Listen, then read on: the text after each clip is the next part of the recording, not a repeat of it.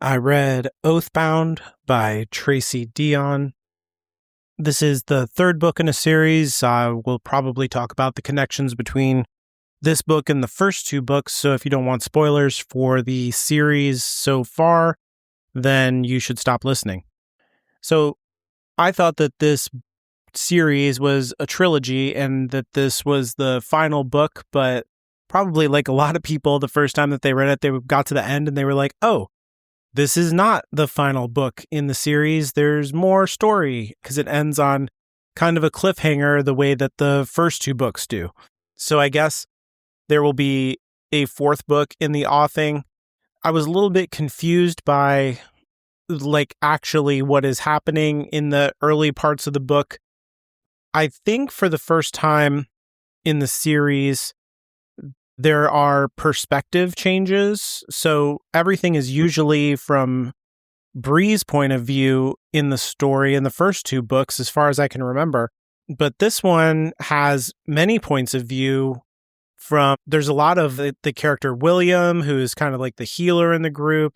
And then there's Mariah, another root magic user, and medium like Bree. And then there's Sel's mother, Natasha, and even Nick has some POV stuff. And I think that all of that POV stuff is necessary to tell the story because of the very limited way that Bree is kind of like narrowed down in her agency in the book and the kind of emotional journey that she needs to go on. All of the other stuff that is happening in the plot would not be able to be discovered by Bree. And so we have to go outside of her perspective to find out about that stuff, unless we want to sit through like long expositions of everything that's going on, which isn't really the way that this series rolls. But because we're jumping outside of Bree's POV, it made it confusing for me because these are different voices and I couldn't quite remember who was who. And so like, it's just kind of on me, I guess, is what I'm saying, that like I'm a little bit dumb and it was hard for me to figure out like who exactly is Mariah again? Why is William doing this and stuff like that. But at the end of the previous book, Bree made a bargain with the Shadow King, who has also like infiltrated the order that Bree is the leader of, I guess, because she has the spirit of King Arthur in her. And the bargain that she struck was to keep her friends in the order safe in exchange for a part of her soul. She can like also learn more about her powers. And it also kind of keeps King Arthur from being able to possess her body the way that he did in the previous book.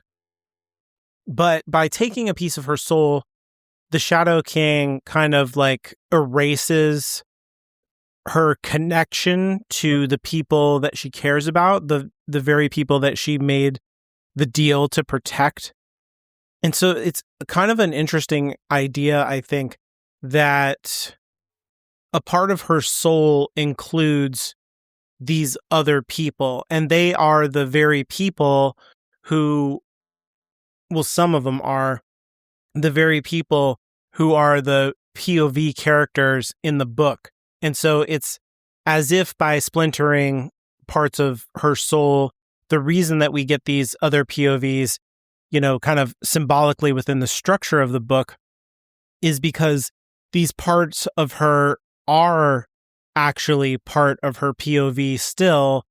They're just like separated from her, if that makes sense, like just symbolically. I don't mean like these people are like some kind of projection of her spirit or blah, blah, blah, like not that, but that there's a deep connection between her and Nick, and her and William have a connection, her and Mariah have a connection.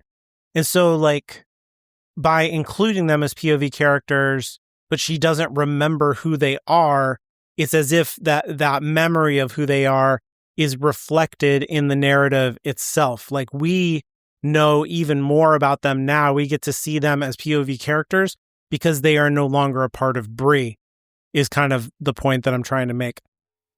And so that's an interesting narrative choice by Deonn, I think, in the book, even though I found it confusing and I need to go back and reread all of the books and it didn't help either that I read the first 2 books and then read several books in between. So like, that's on me. But this taking away a part of her memory is a really big part of the book and big part of the themes. And it reminds me of the first book where Bree talks about like having her walls up and having her defenses up and how emotionally numb that makes her against the connections that other people are trying to make with her and how antagonistic she can be about various things throughout that book and the journey that she goes on to become more vulnerable and more connected to all of the other people around her, especially Nick and Selwyn. And the big reason for that grief, of course, is because of her mother's death, compounded with the kind of dislocation of leaving high school and leaving home and going out on her own and going to college and all of that, like a lot of big stuff happening all at the same time. Not to mention, finding out that there's like a magical conspiracy and a whole secret world of magical forces and a secret heritage and magical powers and all of that stuff, right? Like that's all very stressful too, not to minimize that. But the big thing, I think, is the mother's death, right? That is the big source of grief for Bree even before the story starts and is the origin point of her numbing herself and having up these emotional walls that her kind of fortress that she calls it in the first book.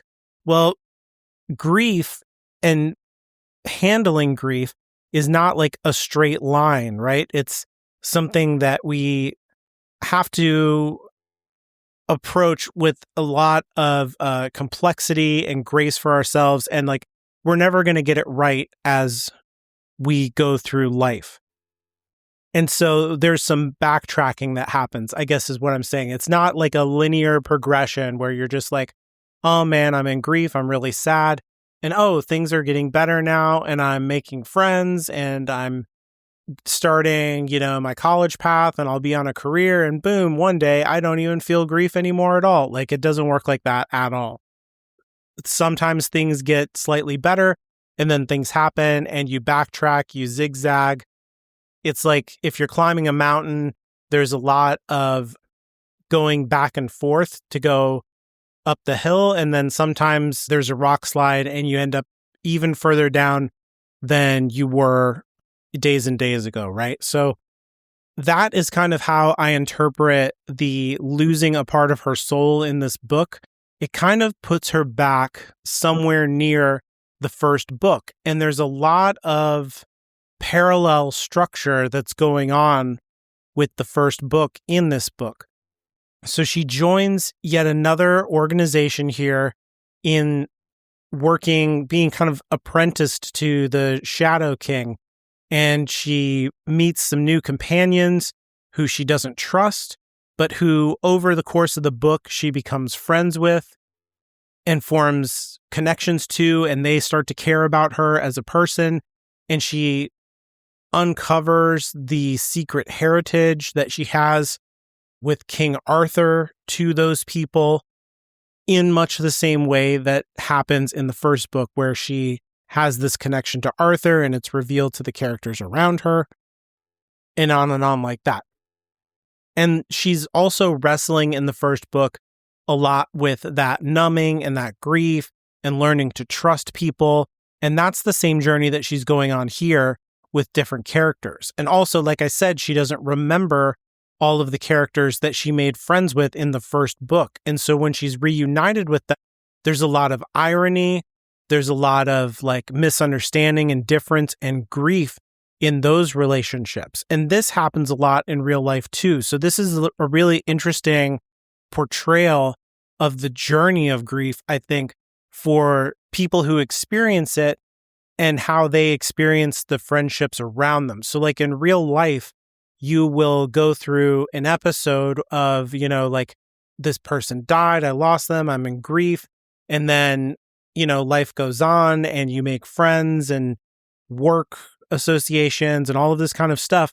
And then all of a sudden the grief comes back, and the people who thought that they knew you suddenly find this other part to you where the only way that you're able to function is to kind of like numb yourself to this feeling, and it causes an estrangement in the relationship. And so suddenly these close friendships, even close romantic relationships, are no longer close. And for the people on the other end of that relationship, it's extremely confusing. They're like, why are you being like this? Why are you pulling back and you're so detached? You never want to do anything. You never want to go out. You don't want to hang out with your friends, on and on like that. And so it seems as if you're a whole nother person, or as if you have forgotten them. But in this case, the way that fantasy operates, it's literally true. Bree literally does not remember all of these people who she has these relationships with. And when they meet her, they see all of these differences in her, even though they understand that it's caused magically by the Shadow King and they have compassion for that. It still hurts them that she is so distant and different from the months before when she still remembered them. And so I think that's a really fantastic portrayal of the journey of grief that Deonn is tapping into there. I'm sure I haven't really looked at reviews of this series. I know it's extremely popular. That's how I ran into it. I was, watching some stuff on YouTube and I saw some people talk about it and I was like, that sounds interesting. And I just stopped, watching the videos so I didn't get any spoilers and went into reading it. And so my guess is that people really don't like this book, probably because of this big reset button that happens and the way that it kind of slams the brakes, the romances that are happening and all of the friendly relationships, and how she kind of makes friends with people who are her enemies or the enemies of the order. And that's a whole dynamic I want to talk about too. The kind of troublesome relationships that Bree gets into with people who are her would-be oppressors. I'm sure that that's not popular either, but I think it's an interesting, strong choice on Deonn's part. But all of that to say, I guess this is all hypothetical. I have no idea. Maybe people love this book, but my suspicion is that this book is divisive and that people dislike it because it feels like backtracking. But to be honest, if you go through some serious grief, then that is the journey, I think. And it was actually really refreshing and interesting to find a YA book that is exploring that space. I can't think of another YA book that I've read that has done this in such an interesting and thoughtful way, down to its very construction, like I said, of the POV characters and stuff. And in the book, like I said, I think I found it confusing as well. So I'm sure that was also a stumbling block for other readers. And then they will have a reaction to it that this is bad writing, quote unquote, instead of kind of thinking through why is it like this and what could that mean or represent. And there's various symbolic characters in the story that kind of gave me clues about what was going on with this as well. So her best friend Alice, for example, saved her in the previous book, but she doesn't Alice doesn't have any powers or anything. Of course, she's kind of mixed herself up in this whole thing to try and keep Bree safe. But and as clever as Alice is, she just doesn't have any real supernatural abilities, which leaves her extremely vulnerable to all of these magical creatures and demons and stuff like that. And what ends up happening to Alice is that she is, well, I thought that in the previous book that she was killed, but I guess she's just put into a deep coma and then we find out that spiritually or supernaturally, she is literally experiencing this moment where she should have died. And then she is somehow like psychically or spiritually resisting that moment inside of herself and kind of like resetting time over and over. And this to me is like classic PTSD, where you can't, like, some kind of hugely traumatic event happens to you, and then you are constantly replaying that event. That event becomes like the core of your psychic experience as a person. And so everything becomes about that experience. Everything in your life is pulled through that experience all the time. It's the most proximate memory that you have to deal with. And so, like, from pouring your cereal in the morning to the time that you lay down at bed at night, that experience is playing and giving a layer of context to everything that's happening to you. And so Alice is in this coma and she is confronting this moment of death and trauma and replaying it over and over and over again. At the same time, that shows a real resilience in Alice's character. And the thing about PTSD is that it is the mind's way of surviving an event that would otherwise destroy your psyche. It is something that is so traumatic that it would destroy who you are. And so it kind of creates, to me, I think of it as almost like, the way that in oysters or clams, I can't remember what it is, that get like sand in them and then they make a pearl out of it. It's kind of like that. It's like you have this terrible event that happens to you, and then your mind just keeps like shaping it over and over and over and over again to try and give it this shield around it and like change the shape of it to the point where it becomes something else entirely. So it goes from being sand to being a pearl. And by doing that, it allows you to survive. And so Alice kind of, quote unquote, should be dead because of what happened to her, but she's not. She's surviving because she is playing this moment out over and over and over again and refusing to submit to the death. And so it's that resistance that allows her to cling onto this very vestige of life. Now, is she like thriving? Is she living? No, she's in a coma. And so this is like a really interesting portrayal, I think, of PTSD, where it arrests Alice's development completely, but it allows her to survive. And so in that way, she's a character who I think we can compare her to Bree, that Bree has come up to this moment in the previous book where she's not accepted as the leader of the order. She's not allowed to change anything within the order, which desperately needs to be changed because of its corruption, because of the injustices that it has perpetrated on multiple realms of reality, not just the network of power in the real world and the corruption there, but also the way that it has fractured reality and trapped the Shadow King outside of his realm and kind of upset a natural balance to the universe. She can't correct any of that because the organization rejects her. And so she has to leave that organization and kind of like remake herself and find a different source of power in order to right these wrongs. But all of that is like very traumatic. And so she has to change who she is, which requires a kind of destruction of herself, which is symbolized in the selling of her soul to the Shadow King, right?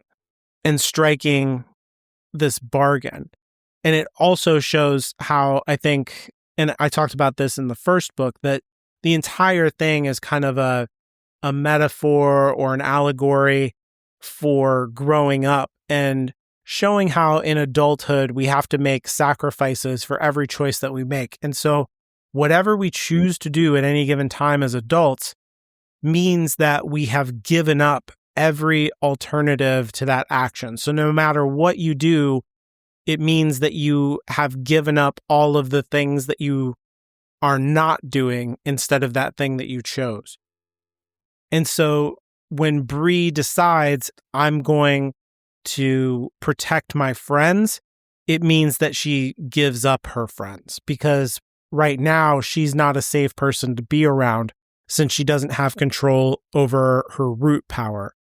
And that's the journey that she goes on in this book. By losing her friends, losing her connection to the order, she actually gains a deeper connection with her own power, given to her, of course, by the Shadow King, through her ancestors. So this is a power that is also connected to the Shadow King. And I think in that way, he's kind of a reflection of King Arthur in the previous two books, right? Because Bree had to learn how to deal with this connection with Arthur and the power that it gave her, both in the world, in a kind of hierarchical sense of the order, but also internally, spiritually, the kind of supernatural powers that Arthur gave her in terms of strength, manifesting weapons, and all of that stuff.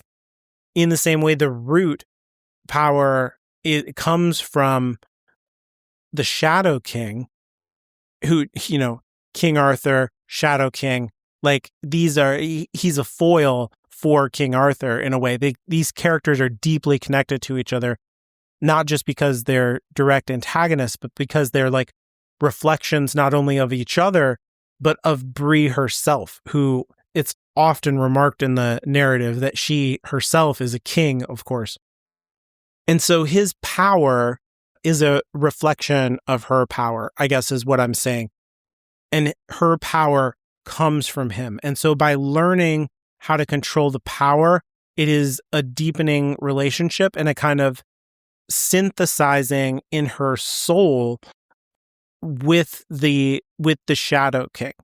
And so this would seem like, if you thought of the older way of fantasy writing of good versus evil, this would be a corruption of Bree, where she submits or enters into a relationship with evil.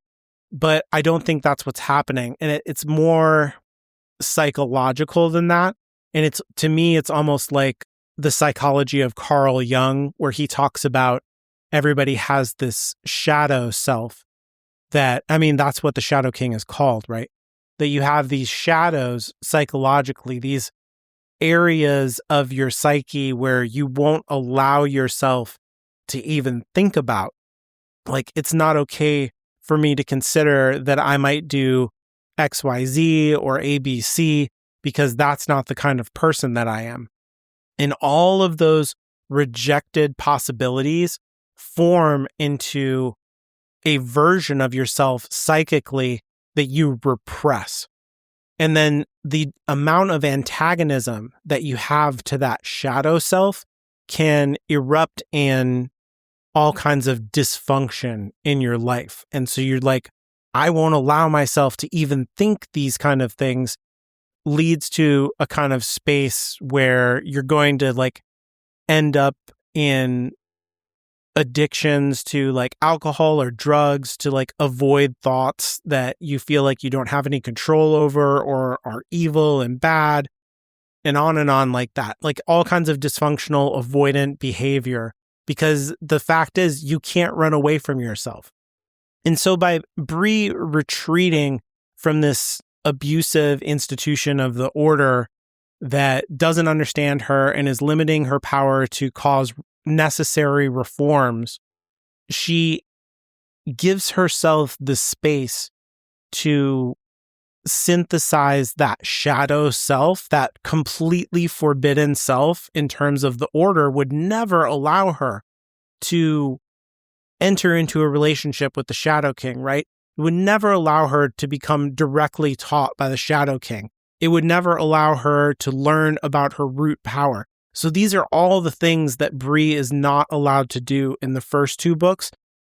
By exploring that shadow relationship, she comes out of this book as a more whole and synthesized version of herself. It really radically changes her relationship to power by the time that she's through the end of this book. And so I think in terms of the wider arc of the Legendborn series, let's say, that this is a really necessary part of Bree's journey. As frustrating as this book might be for people when you get to the end and it seems like we've only just gotten back to the end of the previous second book, we really haven't, because Bree has been able to go on a journey where she has, like I've been saying, synthesize this shadow version of herself. I think that entire journey is kind of inverted and reflected, if you will, or I guess the literary term would be like a foil for Bree's journey would be Selwyn's journey in the book. So I've always thought in the first two books, and I said this in the other podcasts for the Legendborn series, that Sel is a kind of foil or dark reflection of Bree, that he also lost his mother. He has this very close relationship with the Order. His oaths bind him to the Order in a way that defines his humanity. He has this mixed blood that makes him less of a person in the eyes of everyone who is in the Order, but he's also a kind of tool of the Order, and all of those things that all reflect but invert Bree's relationship with the institution and the other characters. And this makes for a very strong association between Bree and Sel in my mind, and is kind of like the reason that I ship Bree and Sel more than I do Bree and Nick. Even though, I like both options, I guess. But if I had to make a choice in the love triangle, I'd rather see her with Sel. But anyway, Sel's journey in this book is that he's with Natasha, his mother, who he thought was dead and lost to him. But actually, she was alive, of course, and she knew Bree's mother and had to do with that whole thing, and Nick's mother and all of that situation. And we don't see things from Selwyn's point of view. We see things through his mother's point of view, from Natasha's point of view. And so that's really interesting too, that we're getting the POV of Bree on the one hand, but we're not getting it from Sel. And that Sel is tortured, I think, by his memories and by the taste of Bree's soul that he got in the previous book, and how that exacerbated his transformation into a more physically demonic person and seemed to erode his humanity and his internal moral limits. And so I guess what I'm saying is, in the previous, in the first book, Bree had this situation where she's emotionally numbed and she has a fortress. And so she has these tight boundaries, and her journey has been about loosening those boundaries, getting rid of those fortresses, and letting people in, becoming softer and more vulnerable and more connected. And Sel's journey is the opposite, right? He is connected in ways that oppress him. He doesn't want to be connected, because it, as much as it helps him to be human, these oaths, it makes him a slave, literally. And so he is losing the connections that he has to other people and getting more and more boundaries. But in doing that, it is making him less and less human and more monstrous. And so it would seem that, as Bree becomes more integrated with her shadow, that Selwyn is becoming more shadowy and more chaotic and evil. And by the end of the book, seems to be a threat of an entirely new antagonist. It could see a version of the next book where Selwyn becomes the primary antagonist, right? And so in that way, he continues to be a foil for Bree and for her journey that I find really satisfying and rich. And I think that it makes us have a lot of compassion for Sel. It would be interesting if she really does make him the antagonist, because we would have such soft, connected feelings for Sel, that it would be a really difficult and unique kind of antagonist situation. He's not like the kind of, like Dracula where we can drive a stake through his heart kind of antagonist. Like that would really betray the story on a certain level, I think. So to deal with that entire situation would be really difficult. It's going to be difficult anyway, but I have confidence that Deonn has good ideas around what to do, because in the same way that Bree is integrating who she was, and by the end of the book, she gets that part of her soul back, right? And all of her memories come back with it. But then in addition to that, she has the scars. And she has the memory of not having a memory, if you will.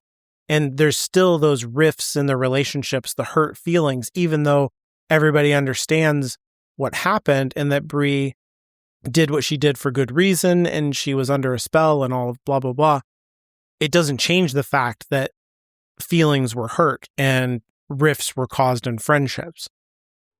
In the same way, like Selwyn is crossing emotional boundaries. He is hurting people.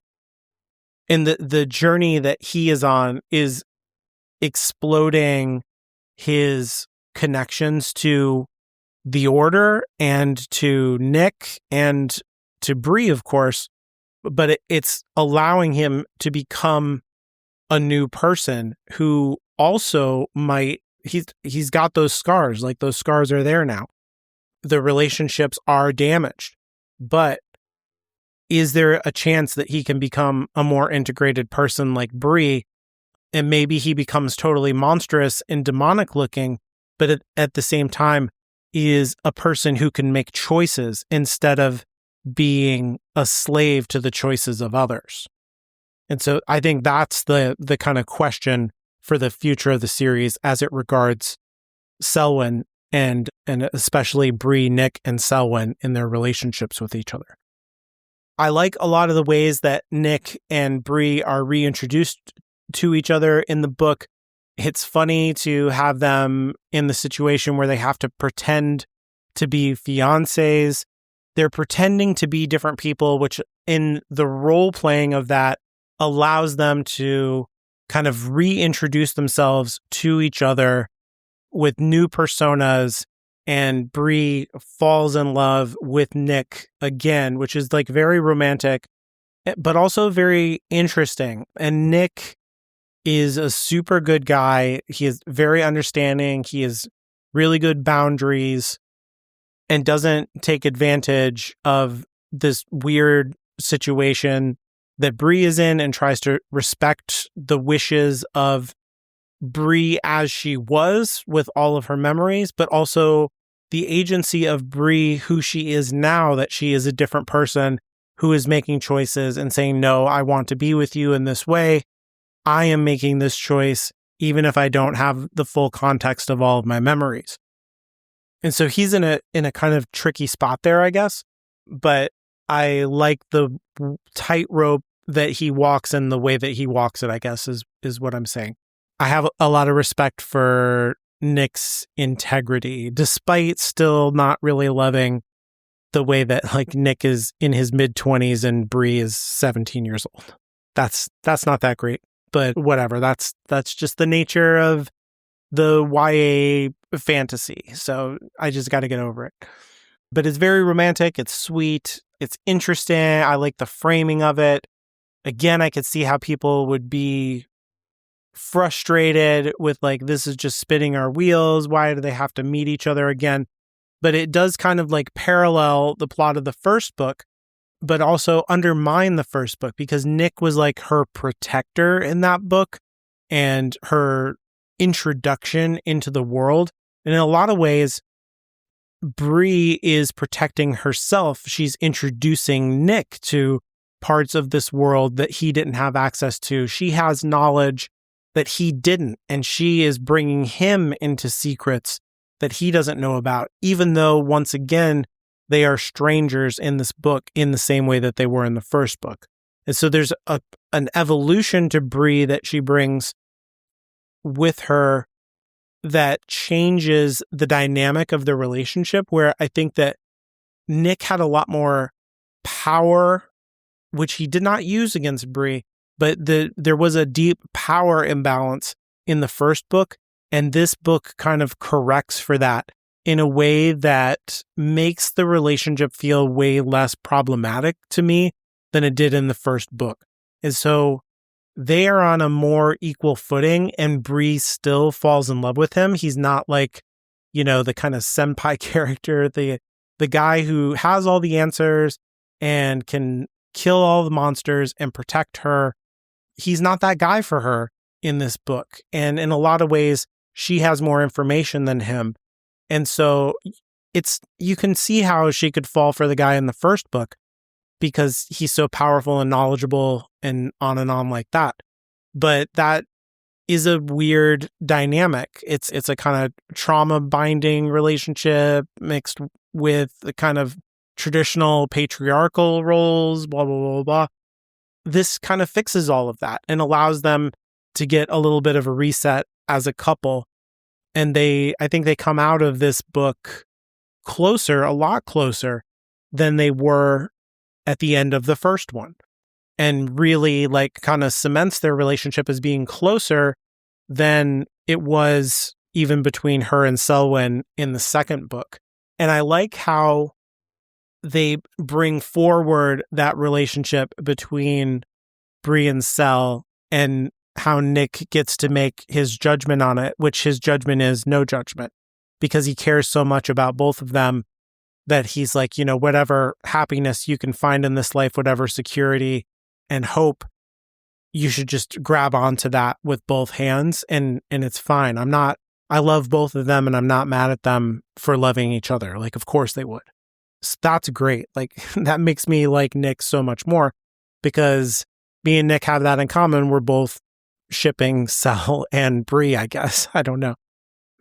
But he's a good guy. He's a good guy. And it's nice to have a little bit of his POV, because we can see that he is actually that guy in his head. You could imagine a version of this where he's just being super calculated and psychopathic or something and manipulating her, but we just know, because we've been in his head, that that's not true. Nick is the guy that he seems to be, and he is a really good guy.